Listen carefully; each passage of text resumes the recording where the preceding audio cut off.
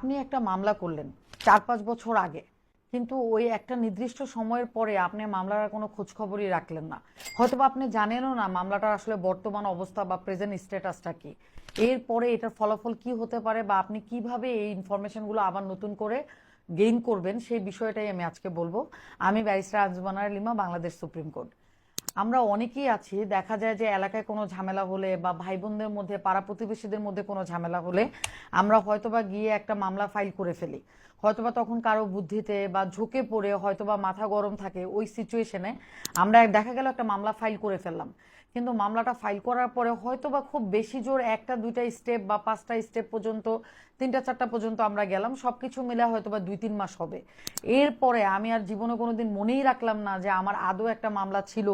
হয়তোবা ওই মামলায় আমি বাদী ছিলাম, হয়তোবা এমনও হতে পারে যে ওই মামলায় হয়তোবা আমি বিবাদী ছিলাম, আমার বিরুদ্ধে কেউ মামলা করেছে, দুইটা তিনটা ডেট